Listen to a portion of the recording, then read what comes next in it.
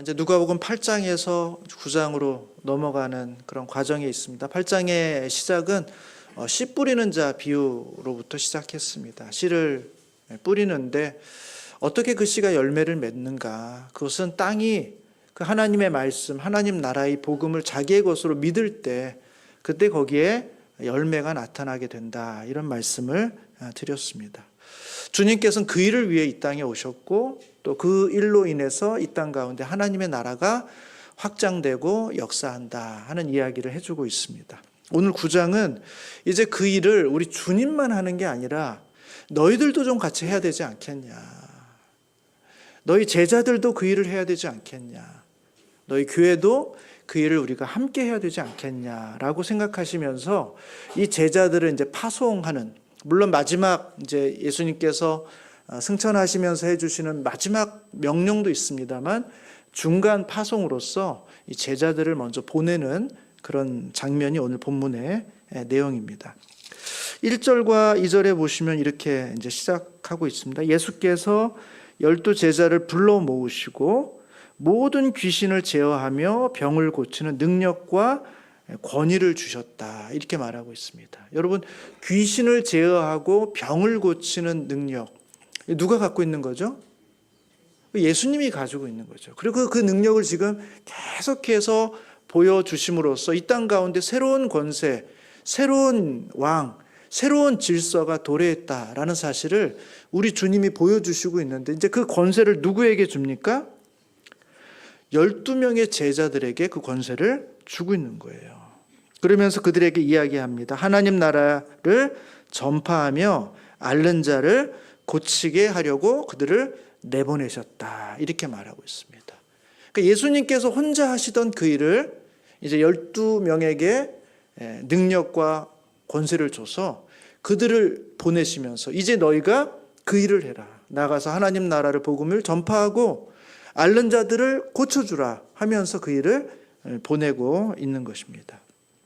아주 단순하게 말하면 예수님이 혼자 하시던 그 일을 12명의 제자들에게 함께 하도록 하고 있는 거예요. 그러니까 예수님이 12명이 된 겁니다.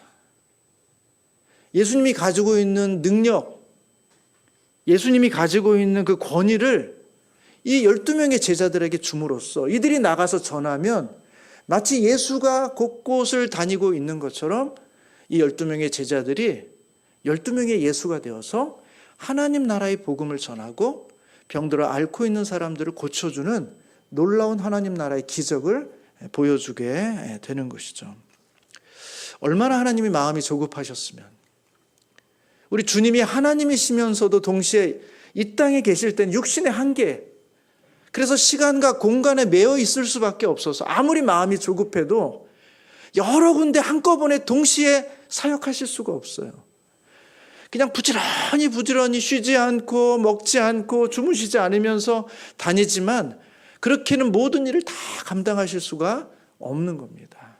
우리 주님께서 본인의 능력과 권세를 12명의 제자들에게 주고 이제 너희들이 가서 너희들이 예수가 돼서 그 일을 행하라 하고는 이제 주님께서 파송하고 있는 장면입니다.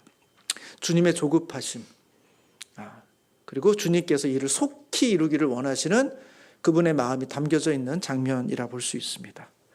그러면서 이 제자들에게 한 가지 이제 원칙을 딱 정해주면서 내보내십니다. 3절에 보시면 이르시되 여행을 위하여 아무것도 가지지 말라. 이 여행이 뭐 한두 시간짜리 여행이고 그러면은 뭐 짧게 뭐 아무것도 없이 주머니에 뭐 필요도 없이 그냥 걸어 다니면서 좀 한두 시간 하고 다시 돌아오면 되는 여행이라면 전혀 문제가 없죠. 근데 이게 며칠이 걸리는 문제고 때로는 몇 달이 걸리는 그런 미션이라면 준비할 게 있죠. 준비해서 가야죠. 그래야지 며칠을 할 수 있고 몇 달 동안 그 일을 할 수 있을 것 같은데 우리 주님은 이 제자들을 보내면서 아무것도 가지지 말라. 여기 보면 지팡이도 가져가지 말라. 오랫동안 걸어 다녀. 차 타고 다니는 게 아니지 않습니까? 모든 일을 다 걸어 다니면서 하는데 그 걸어 다닐 때 꼭 필요한 이 지팡이를 가지고 가지도 말라고 이야기하고 배낭을 준비하지도 말라는 거예요. 그 주머니에 다 넣고 갑니까? 배낭도 가지고 가지 말라는 거예요. 양식도. 지금 우리가 양식을 갖고 다닐 이유가 별로 없죠. 어느 곳에 가든지 뭔가 먹을 수 있는 게 편의점이 있고 식당이 있으니까 다 음식을 공급할 수 있죠. 돈만 있으면. 근데 이때는 그렇지 않아요. 때로는 노숙해야 되고 때로는 먹을 것이 없으면 내가 참아야 되기도 하고 스스로 구해야 된단 말이죠. 그러니까 장거리, 먼 오랜 기간 여행하려면 먹을 것을 챙겨야 됩니다. 근데 양식도 준비하지 말고 심지어 돈도 준비하지 말라는 거예요. 두 벌 옷도 준비하지 말라는, 옷 한 벌로 그냥 나가라는 것입니다. 제가 이 내용을 보면서 이 원칙을 이번에 우리 단기 선교 떠나는 우리 청년들에게 그대로 적용하면 이 친구들 다 도망가겠다. 안 그래도 지금 거기서 한 9일 정도를 있어야 되는데 더운 나라에서 땀 뻘뻘 흘리면서 매일매일 옷을 갈아입어야 될 텐데 옷을 몇 개 가져가야 되냐, 그걸 질문하고 있는 그런 청년들한테 아무것도 가져오면 안 돼.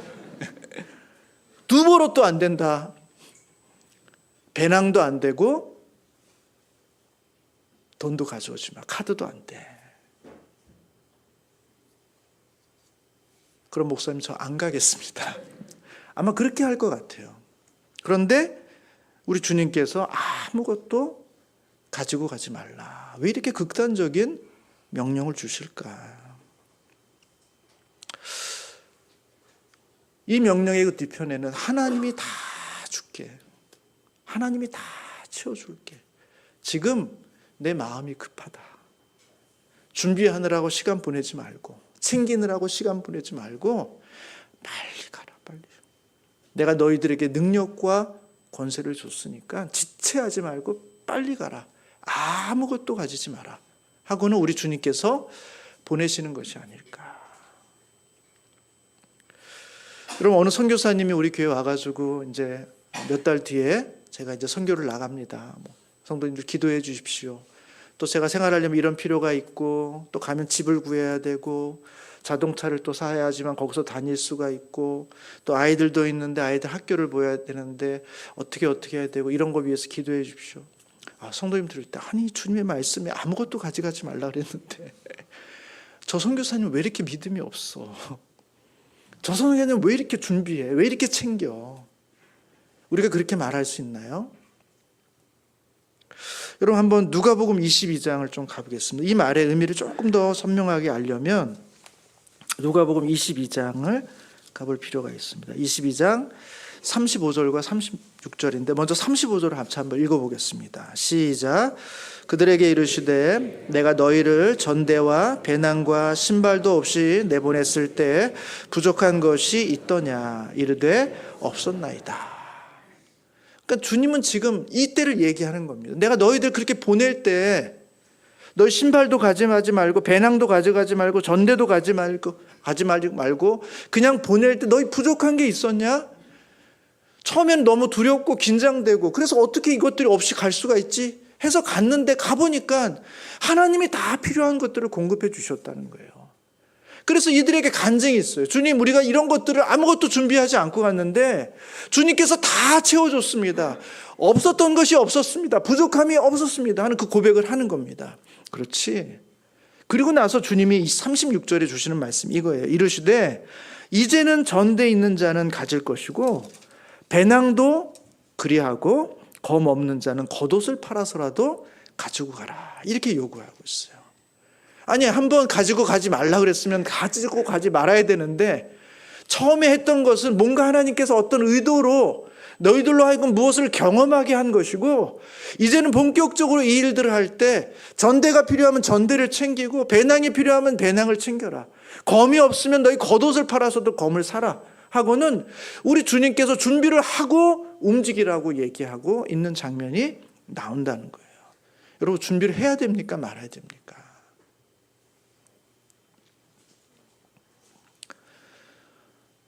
이 중간에 누가복음 9장에 주고 있는 이 제자들을 파송할 때 이 말씀은 마치 군인이 되기 전에 훈련소에 있는 그 군인들을 아주 혹독하게 훈련시키는 그 과정과 같다는 생각을 해보게 돼요.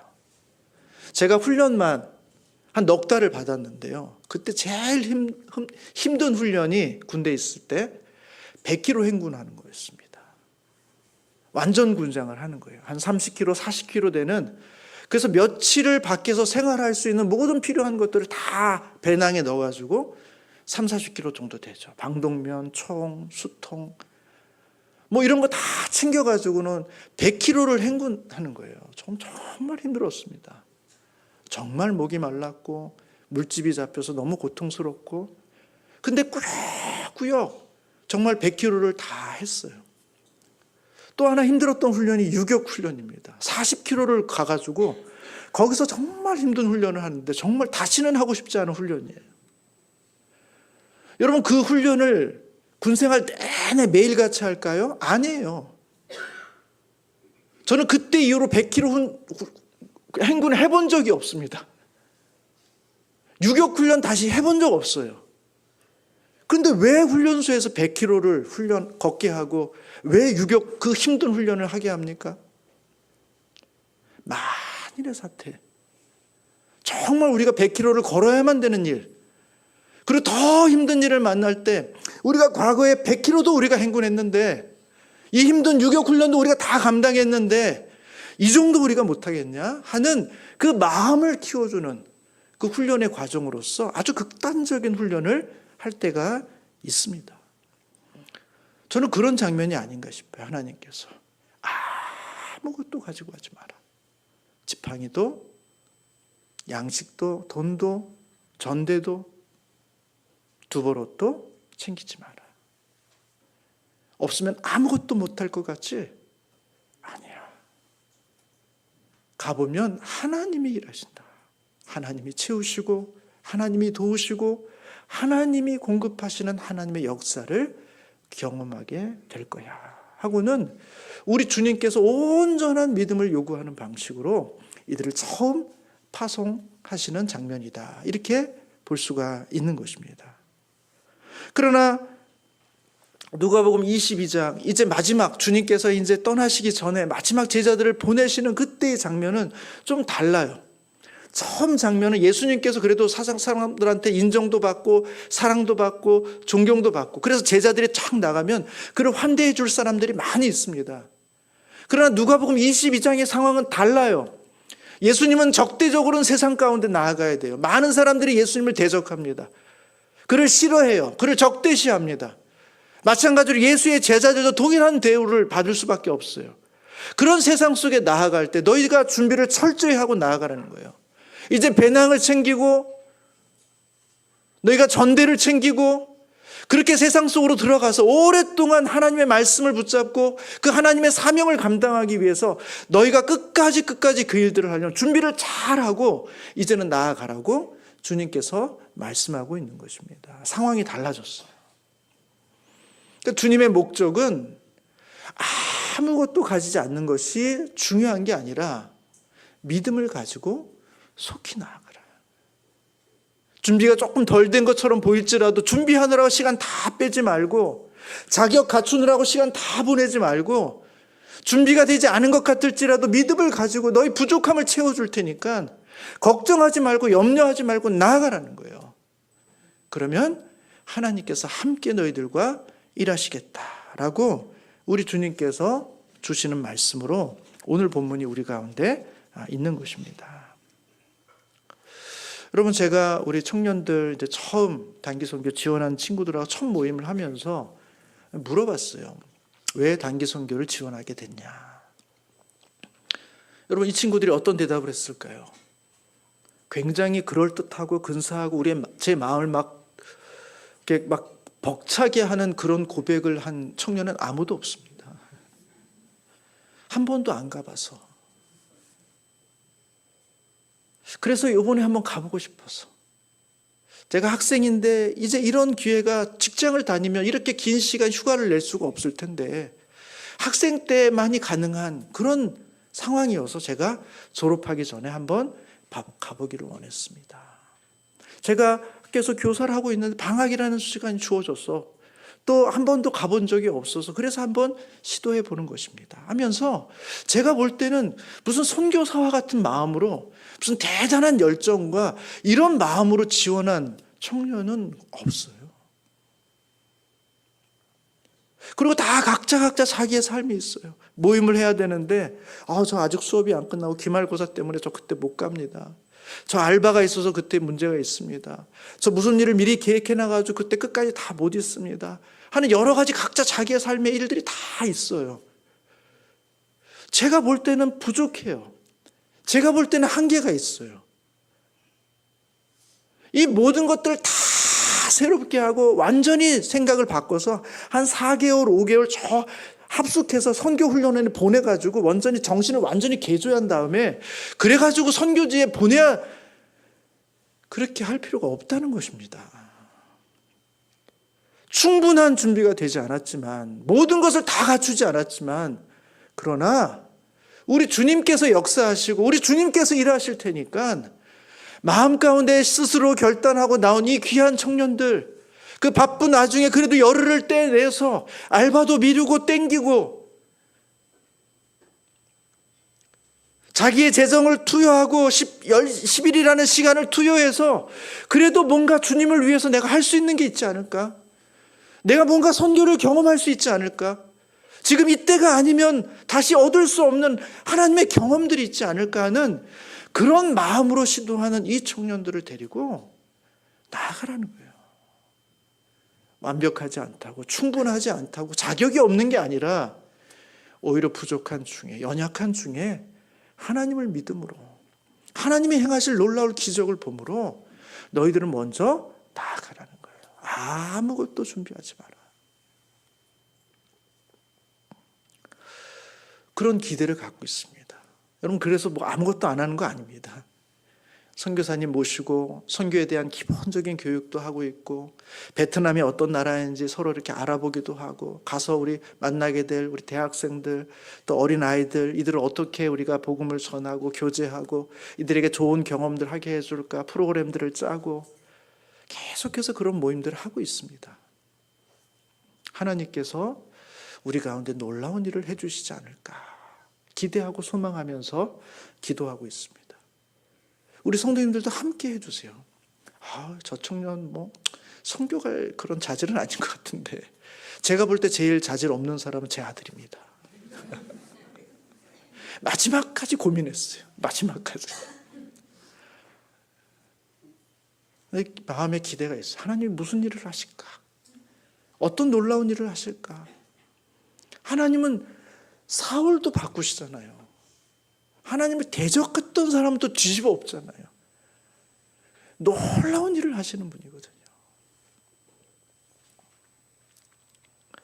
그렇게 해서 나아가면 어떻게 하시는가? 오늘 본문 9장 4절에 보면 이렇게 말합니다. 어느 집에 들어가든지 거기서 머물다가 거기서 떠나라. 가보면 너희들을 환대해 주는 사람이 있다. 너희들로 하여금 와서 우리 집에서 머무십시오 하고 환대해 주는 사람이 있다는 거예요. 준비된 사람은 아니고 미리 예약하거나 이렇게 미리 연락해 본 사람은 아닌데, 가봐 보면 하나님께서 그 마음을 움직이셔서 정말 마음에 좋은 밭이 있는 사람이 있고, 그들이 너희를 환대해 줄 거고, 너희들이 머물 수 있도록 공간을 마련해 줄 거고, 거기서 머물면서 그 일들을 다 하다가 그리고 나서 일이 끝나서 움직이면 그 집을 떠나라는 거예요. 하나님이 그 일들을 하신다는 것입니다. 여러분, 누가복음을 기록한 사람이 누가인데요, 이 누가가 누가복음만 기록한 게 아니라 사도행전도 기록했거든요. 사도행전은 예수님께서 부활하시고 승천하신 다음에 이 땅에 주님이 없는 때, 사도들만 남아 있었을 때 사도들이 어떻게 행했는가, 어떤 역사가 있는가를 기록해 준 게 사도행전이에요.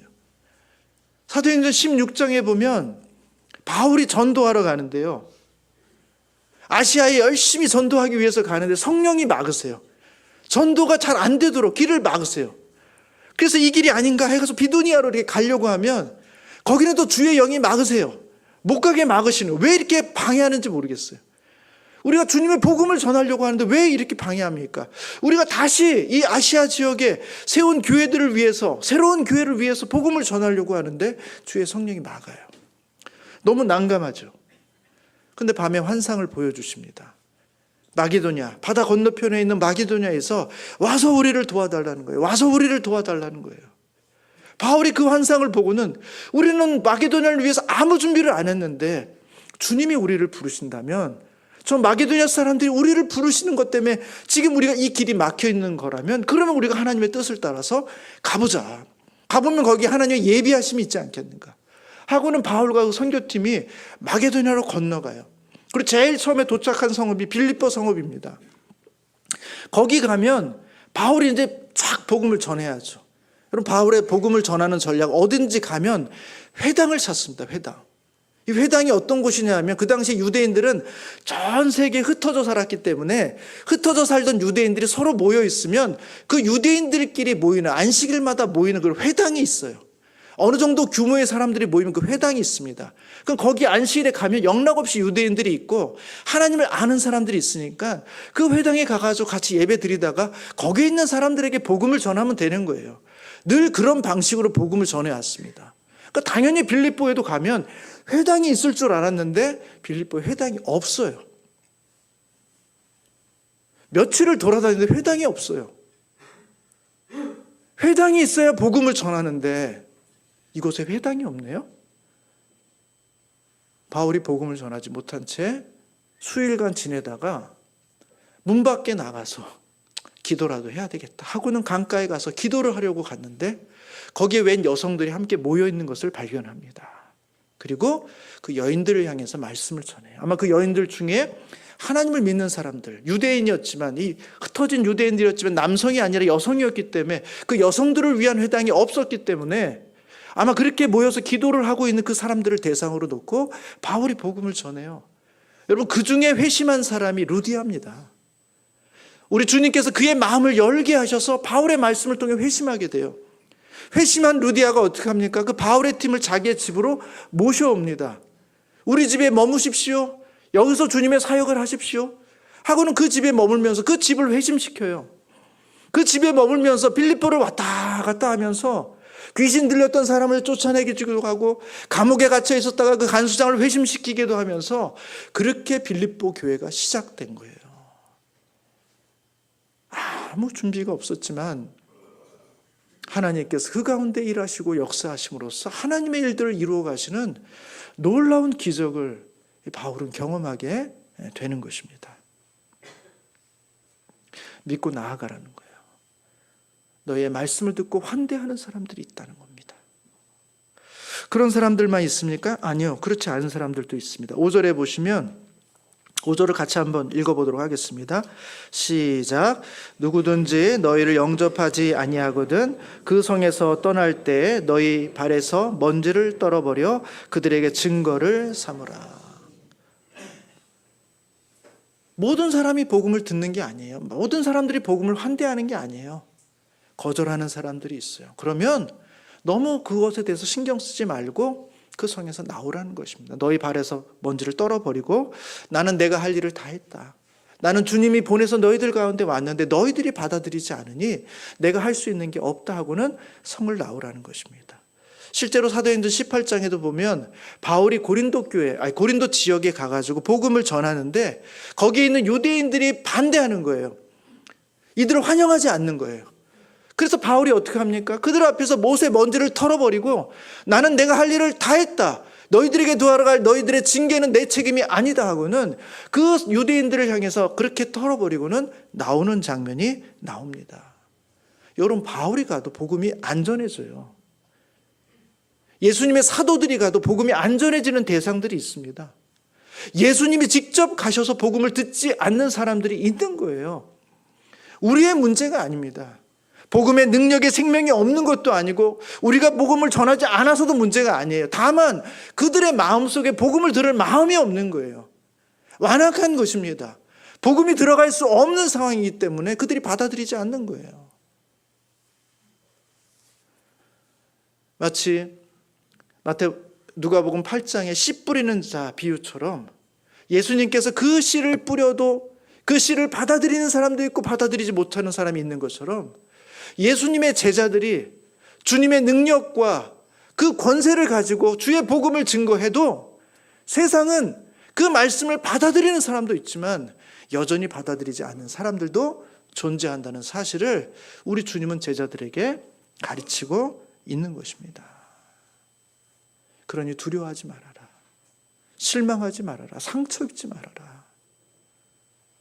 너희는 나를 믿고 내가 보내는 그 사람들을 향해서 나아가라. 이렇게 말씀해주고 있는 것이죠. 이들이 그 사역을 할 때 제법 괜찮은 열매들이 맺혀진 것 같습니다. 6절에 보시면 제자들이 나가 각 마을에 두루다니며 곳곳에 복음을 전하며 병을 고쳤더라. 예수님은 한 곳에 갈 수밖에 없는데 이 12명이 쫙 흩어지니까 12군데 그 이상의 공간으로 쫙 흩어지면서 사역을 했는데 귀한 열매들이 나타난 것 같아요. 왜 그런 생각을 하냐면 그 다음 구절 7절에 보시면 분봉왕 헤롯이 이 모든 일을 듣고 심히 당황했습니다. 이 모든 일이라는 게 뭐예요? 예수님이 행하시는 일들, 그리고 예수의 제자가 그 권세와 권위를 가지고 나가서 행하는 일들이 갑자기 이렇게 확 늘어나면서 12배로 그 열매들이 확 늘어나면서 이 지역 가운데 이 하나님 나라의 일들이 막 일어나니까 분봉왕 헤롯도 깜짝 놀라는 거예요. 무슨 일이냐 세상에 하고는 놀라고 당황하는 것입니다. 뭔가 대단한 일이 벌어졌다라는 사실을 알게 되는 것이죠. 결론적으로 이 분봉왕 헤롯은 자신이 과거에 잘못했던 그 세례 요한에게 잘못했던 그 일이 생각나서 두려움을 갖게 됐던 일이지만 하여튼 이 제자들의 사역이 아름다운 열매와 결실로 확장됐다라는 것을 성경은 우리 가운데 말씀해 주고 있어요. 저는 이 장면을 보면서 마태복음 28장의 마지막 지상 명령과 좀 비교해 보게 됐어요. 여러분 이것은 중간의 파송이거든요. 마태복음 28장에는 주님께서 마지막 제자들을 파송하시는 지상 명령이 나와 있습니다. 이 두 명령 사이에 어떤 차이가 있을까? 그 말씀 잠깐 보도록 하겠습니다. 마태복음 28장 한번 볼게요. 우리 성도님들 잘 아시는 말씀입니다만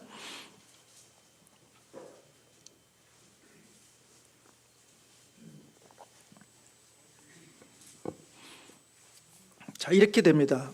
28장 18절인데 제가 읽겠습니다. 예수께서 나와 말씀하여 이르시되 하늘과 땅의 모든 권세를 내게 주셨으니. 하늘과 땅의 권세를 누가 받았습니까?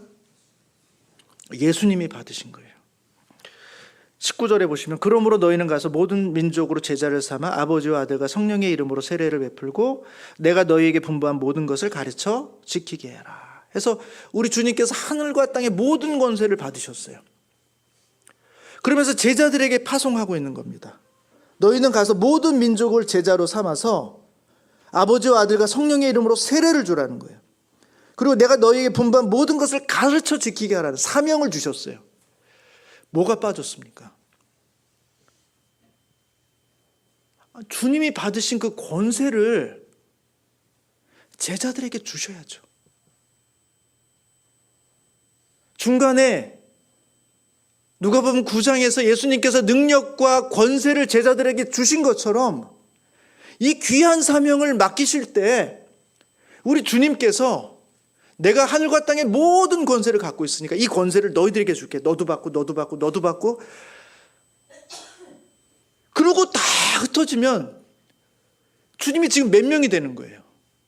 그 놀라운 권세를 가진 사람이 더 많아지는 것이고 그럼 더 많은 귀한 일들이 일어날 것 같은데 우리 주님께서 그 하늘과 땅에서 받으신 모든 권세를 갖고 계시는데 제자들한테 안 주시네요. 그리고 주시는 말씀은 이겁니다. 볼지어다 내가 세상 끝날까지 너희와 항상 함께 있으리라. 주님은 권세를 주시는 게 아니라 그 권세를 가지고 있는 그 하나님이, 그 주님이 너희와 영원히 함께 있겠다. 너희와 영원히 함께 있겠다. 그러니 너희는 두려워하지 말고 염려하지 말고 준비하느라고 너무 애쓰지 말고 이 하나님을 믿고 너희는 나아가라. 이렇게 말씀해 주고 있는 거예요. 저는 이 두 장면을 좀 생각하면서 이런 생각이 들었어요. 하나의 비유입니다. 제가 아들이 하나 있는데 아이가 이제 어려요. 좀 어리다고. 한 중학생 1, 2학년 정도 되는 그 정도 아이라고 생각해 보세요.